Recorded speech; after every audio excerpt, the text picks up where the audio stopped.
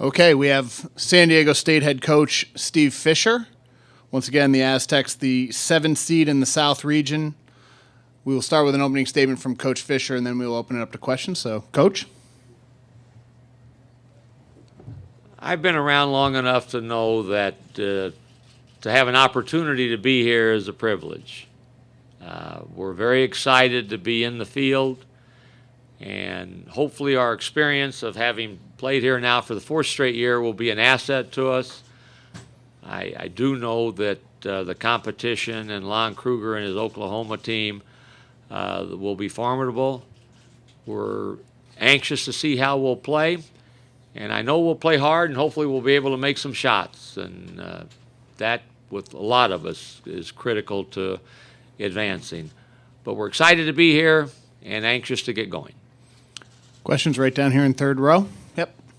Hey, Coach, can you talk a little bit about your relationship with Lon? He says you guys have been friendly basically back in probably to the Big Ten days, but can you just talk about your relationship with him? Lon Kruger is an exceptional basketball coach, and I think people that know him would say a better person. We've had a relationship, casual, way back when he was at Florida, to the short time that we were in the Big Ten together, to the long time we were together in the Mountain West. And we've become good friends, and truly have become good friends. His wife, Barb, and my wife, Angie, are good friends. When we go on events, we find ways to get together for dinner or lunch and talk about non-basketball stuff. How are your kids doing? And that sort of thing. I think Lon is a terrific guy, and we're good friends. And I'm happy he's in the tournament. I wish we weren't playing one another in the first round. Over here, yep. You said you're happy you're not happy you're playing each other in the first round. From a strategic standpoint, I mean, does it help to know the other guy so well? I don't think so. I really don't.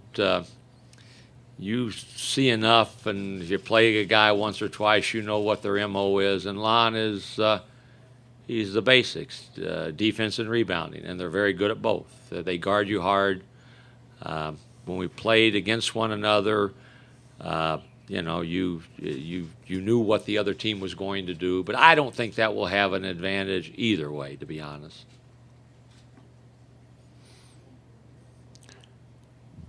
Okay, we'll go back. Yep. Coach, can you talk about this matchup just with Oklahoma? They've sort of had a rough ending to their season, and you guys have been a little up and down. But what do you see as keys to winning tomorrow? I saw with somewhat, I got a little bit angry when I saw one of the newspapers, the national papers, had two teams that are destined to have teams that are destined to have a short stay, and we were the 3rd team listed. And then I looked down and I saw Kruger's team was the 4th team mentioned. So one of us is going to advance. And people that wrote about us said that we didn't play as well down the stretch as we did early. So I have been around long enough to see teams that have limped in and gotten to a Final Four, played good and done the same, or vice versa, get bumped on the first round. So I know everybody that's playing will come out with high energy and great excitement and have an edge about how they play, and you'll see that from all the teams that compete here tomorrow. In the back, go ahead. Hold on. Just wait for a microphone. I know it's been a few years, but I was wondering what you remember about Ncaa when he played at Wyoming. I remember a terrific athlete that when he chose to transfer, had there not been a rule within the league about taking transfer, we would have been on the front doorstep knocking to try to get him to come to our place. He's very athletic and talented, and his skill level is catching up with his athleticism. So he's a good player, and Lon knew that when he went to Oklahoma, and he's proven to be just that. Back here, yep. Coach, you say Coach Kruger is just the basics, and you know what you're going to get out of his teams. But your teams have traditionally had a lot of success against his teams. What's been key to that?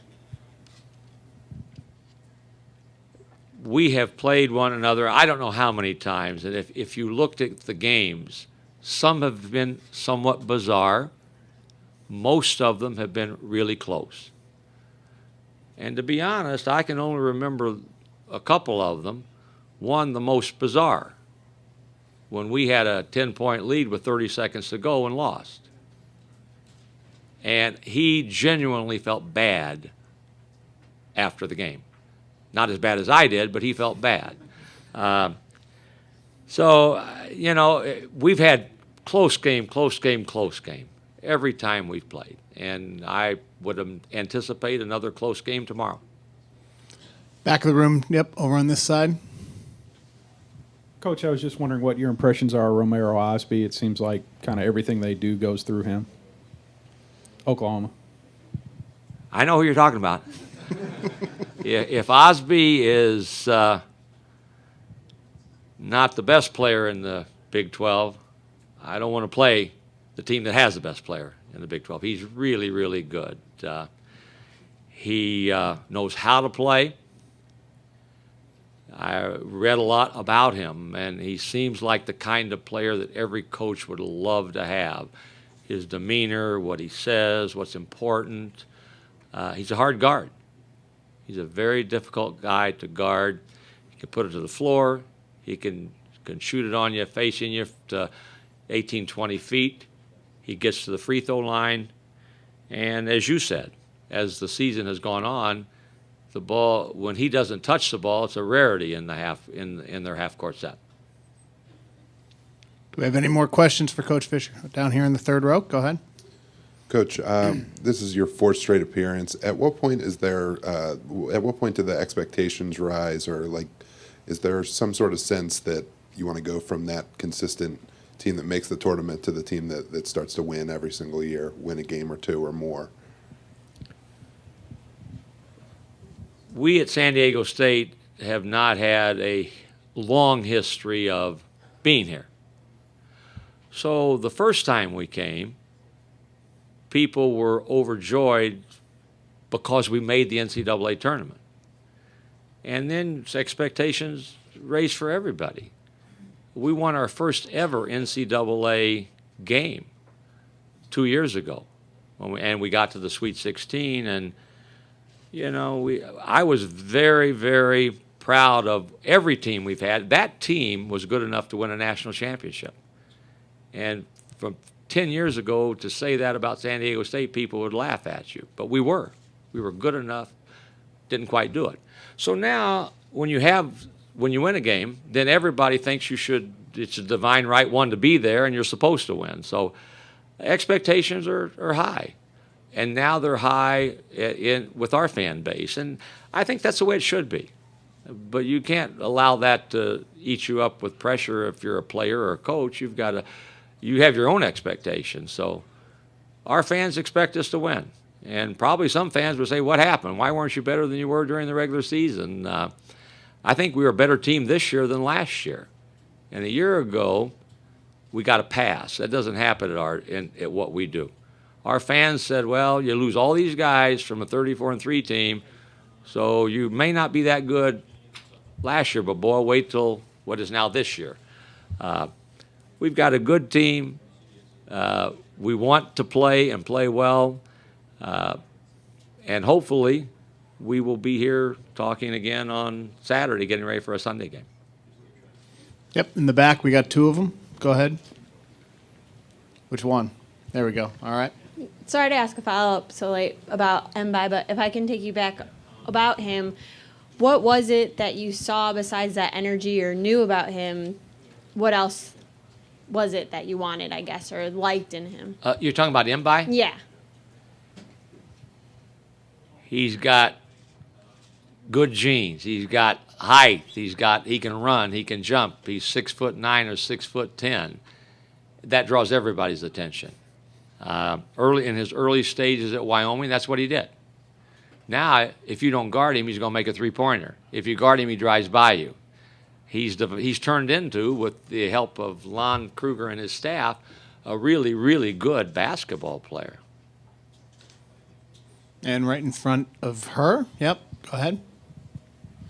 I want to ask you about the experience. You've had teams that have come here and had virtually no experience. Now you've got a team that's got quite a bit of NCAA tournament experience. Does that matter?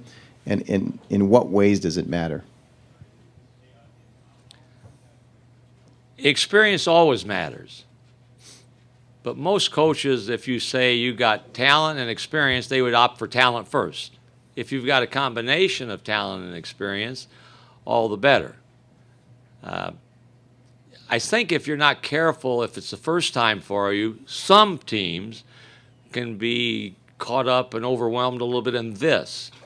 The press, all the things that are demanded of you, the 40-minute shoot around where everybody watches, to all of that can affect you.